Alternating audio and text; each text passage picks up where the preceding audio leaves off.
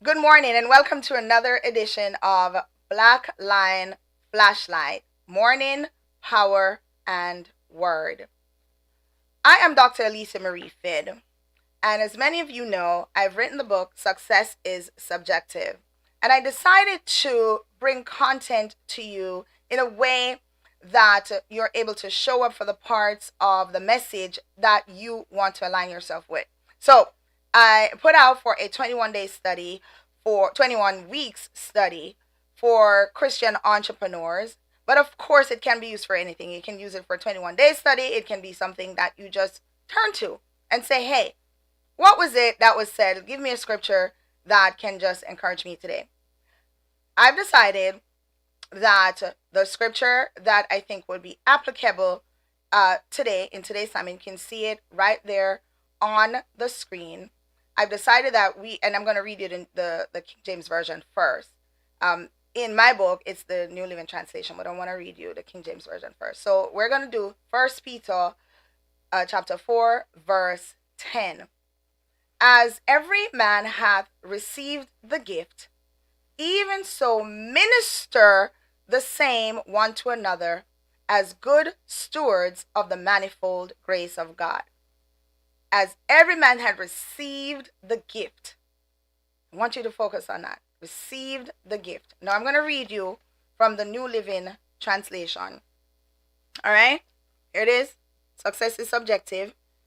And it's week 6. Just showing you. All right? Week 6. This was written from 2020. And very applicable wherever you are today. If the job market is bad for you, hey, and you're now on social media, it's even more appropriate. If you're just going about you're just graduating from college and you're finding yourself, you've already chosen a profession, it's still applicable to you, wherever you fit. So it says, each of you, this is a translation, each of you should use whatever gift you have received to serve others as faithful stewards of God's grace in its various forms. Let's say that again. Each of you should use whatever gift you have received to serve others as faithful stewards of God's grace in its various forms. My translation of this was assess what your natural talents are and use them for the good of the Lord. All right? I actually wrote that. So let's talk about that.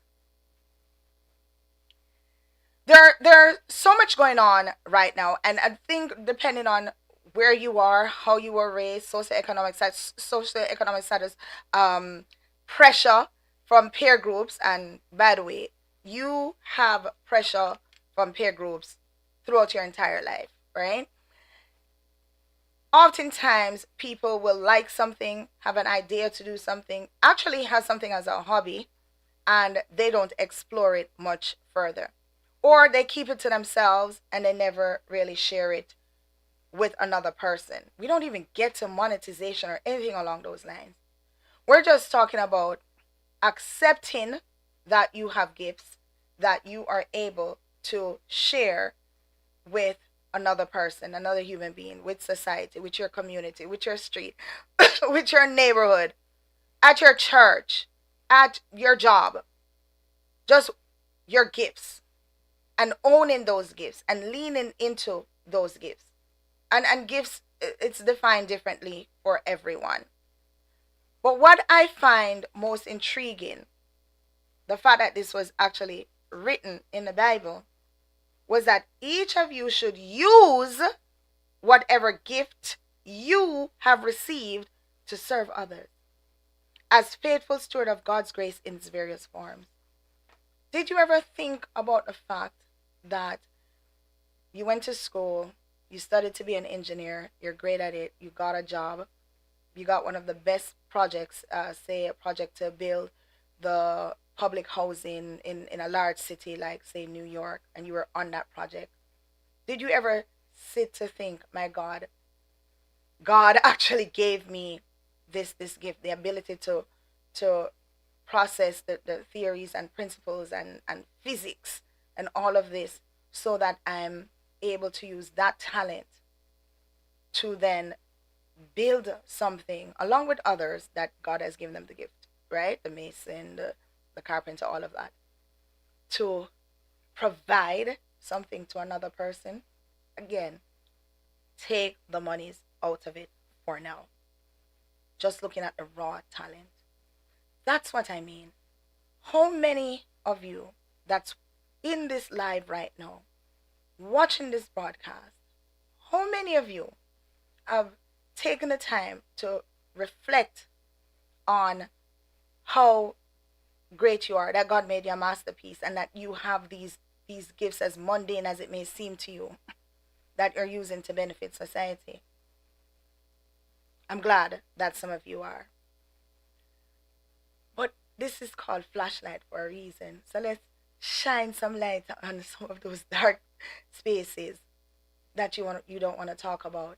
How many of you that's watching this broadcast right now have this hobby that you like, probably a hidden pleasure, right? You're crocheting and you've told no one that you're learning to crochet.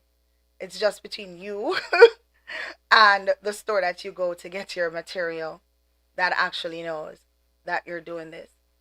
Perhaps because you might even be from a family that don't necessarily value these kind of artisan skills.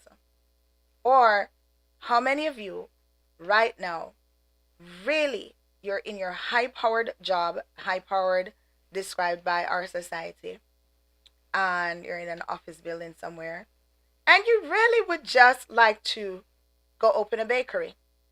We've heard this many times before, and many have done it. But how many of you right now, thinking about that, and you're saying, nah, I don't think I want to do that? But it's a skill set that you have. So you don't have to leave the talent that you had already ascertained at 18 that you wanted to do and that you're living in, doing your dream job.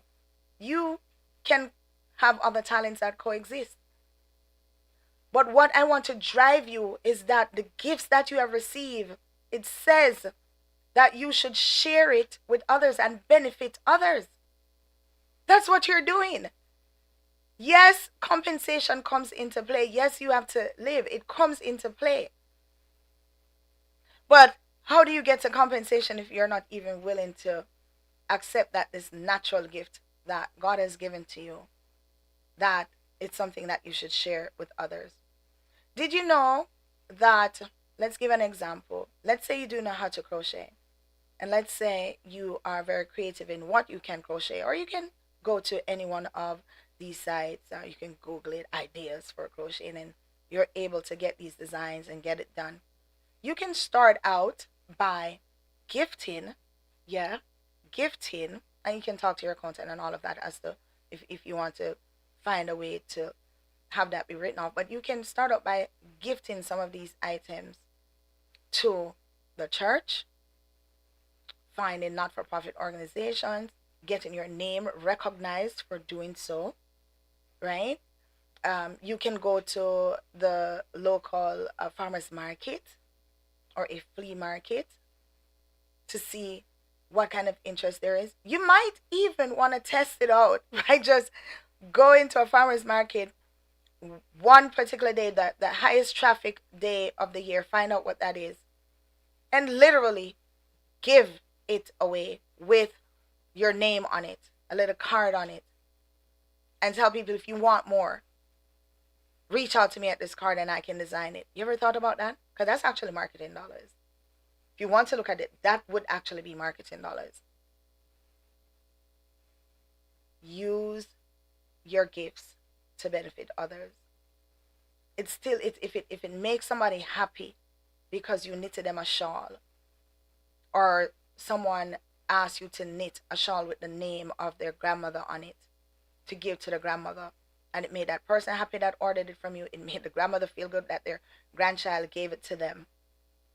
To me, my definition, I didn't go to theology school, but my definition of using it for good would be that, because mental health matters. I know mine matters. I know that there are days that I need to feel encouraged.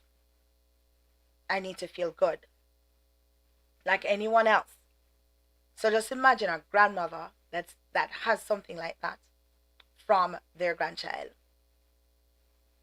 right? So wouldn't that be for the good? It would be for the good. Now, of course, we can have conversations about monetization of these talents. I wrote the Walking Bank Theory that's based on Magic 24. I wrote that. You can always reach out to me for that. You can go directly into the description in YouTube and find me. You can go to alisamariefid.com and find me. I'm findable. Right? So you can do that to reach out to say, hey, okay, I want to identify those talents. I have these talents. How do I put this into play? I don't want to leave my day job, but I do want to use all the talents that God has given to me. I don't want to hide them anymore. I want to share it with the world. That's where you should be in this day and age. That's where you should be. And I can say the date. It's 2025. You should be looking now at society and seeing 7-year-old children. 7-year-olds, they're on the internet sharing their talent, making money, whatever. If their talent is singing and dancing, acting a fool with parent supervision, it's talent. And then so why should you? We've had all these things that you've wanted to explore for years, decades perhaps. You might be 65 years old and very viable right now, and always wanted to paint and found every excuse in the book, from raising children to a demanding job to a demanding husband to now grandchildren. Every excuse you can find to not explore those talents and then share it with another person. Share it with the world. So I wanted to break down this particular scripture into that simplistic of a form. Now, I'm going to leave you, and I want to leave you with this. And again, make sure you're subscribing to this channel. If you have already subscribed and you're watching Black Lion Flashlight with Dr. Lisa Marie Finn, send this video, send this video to a friend.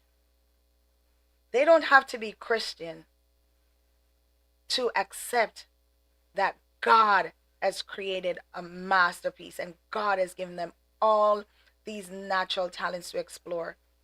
It might be that, like I said, I started out with the architect, right? Or the engineer, I believe I started out with.